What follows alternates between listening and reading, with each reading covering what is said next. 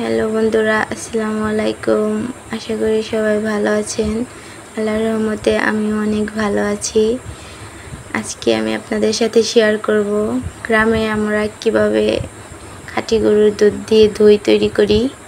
ধরেন যদি 4 কেজি দুধ নেই তাহলে 1 কেজি পানি অ্যাড করব, কারণ আমরা এত বেশি পানি অ্যাড করি না, তাহলে দই খেতে মজা লাগে না।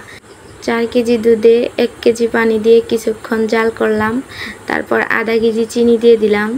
আধা কেজি চিনি মিশিয়ে ভালোভাবে জাল করে শুকিয়ে নিলাম। তারপর ঘরে নিয়ে চলে গেলাম। যে পরিমাণ পানি অ্যাড করেছিলাম ততটুকু পানি শুকিয়ে ফেলবো এবং দুধও কিছুটা শুকিয়ে ফেলতে হবে। যদি আপনি পরিমাপ করতে না পারেন তাহলে প্রথমে কাঠি দিয়ে মেপে রাখতে পারেন, তারপর ওই অনুযায়ী শুকিয়ে ফেলবেন। আমার মেয়ে আর আন্টির সাথে দুধ ঠান্ডা করতেছে। নাড়তে হবে। অনেকক্ষণ নাড়ার পর যখন আঙ্গুলে সইবে আর কি, হালকা গরম থাকবে, তখন দুধটার সাথে দই অ্যাড করতে হবে, যেটাকে আমাদের গ্রামের ভাষায় বিছন বলে। তো ওইটা আমি যখন দেখছি যে হাতে সইতেছে, তখন কিছুটা পরিমাণ পাতিলে নিয়ে তার সাথে দোকান থেকে কিনে আনা দইয়ের বিছনটা আমি দিয়ে দেব। নিজেদের ঘরে যদি দই থাকে সেটাও ইউজ করতে পারেন, কারণ ভালো থাকতে হবে। আরেকটা কথা হলো, দোকানের দই সাবধানে ব্যবহার করবেন। সেটা যদি নষ্ট থাকে তাহলে আপনার সব দুধ গন্ধ হয়ে যাবে, দই একদমই খেতে বাজে লাগবে। তো সাবধানে দইয়ের বিছনটা ইউজ করতে হবে। তো যাই হোক, আমি এখন ওগুলো মিশিয়ে নিচ্ছি। তো ভালোভাবে মেশাতে হবে যেন দানা দানা না থাকে, কারণ দানা দানা থাকলে আপনার দইটাও খেতে ভালো লাগবে না। এরপর সব দুধের সাথে মিশিয়ে নিলাম।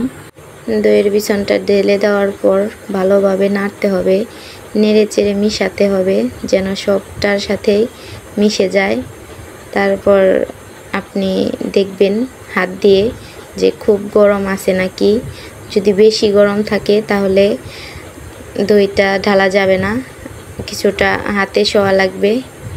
হালকা হালকা কুসুম গরম থাকবে, এরকম অবস্থায় দইটা ঢেলে দিতে হবে। আপনারা যদি পাতিলে দই ঢালতে চান তাহলে পাতিলে দই ঢালতে পারেন। আমি যেহেতু আমাদের বাসায় লোক কম, যার কারণে গ্লাসে দইটা ঢালি যেন খেতে সুবিধা হয়। তো যাই হোক, একটা একটা করে সবগুলা গ্লাসে ঢেলে নিলাম। দইগুলা আপনি গ্লাসে যদি ঢালেন তাহলে আপনার প্রতিদিন খেতে সুবিধা হবে। পাতিলে ঢাললে পাতিলে থেকে কেটে খাওয়ার পর যদি বাকি কিছু থাকে, দেখবেন পানি উঠে যায়, ওই দইটা খেতে টক লাগে, ভালো লাগে না। তার জন্য আমি সব সময় গ্লাস এভাবে প্রথমে কাগজ রেখে তার উপরে গ্লাস সেট করে নেই। তারপর গ্লাসে আস্তে আস্তে একটু ফাঁকা ফাঁকা রাখবেন গ্লাসটা, যেন একটার সাথে আরেকটা না লেগে যায়।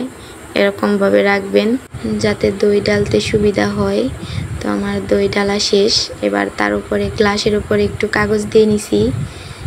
খণ্ড কাগজ দিয়ে ভালোভাবে সমান করে রেখে এরপর কাঁথা কিংবা কম্বল এগুলা দিয়ে ঢেকে দিলাম।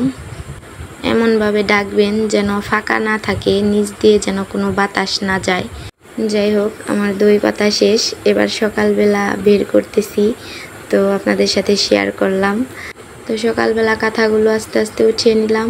তো সবাই দেখুন কেমন হলো আমার হাতে বাতা দই। যদি ভালো লেগে থাকে লাইক কমেন্ট করবেন, বলে যাবেন কেমন হয়েছে। দেখুন দেখতেই ইয়াম্মি লাগছে। তো সবাই ভালো থাকবেন। আল্লাহ হাফেজ।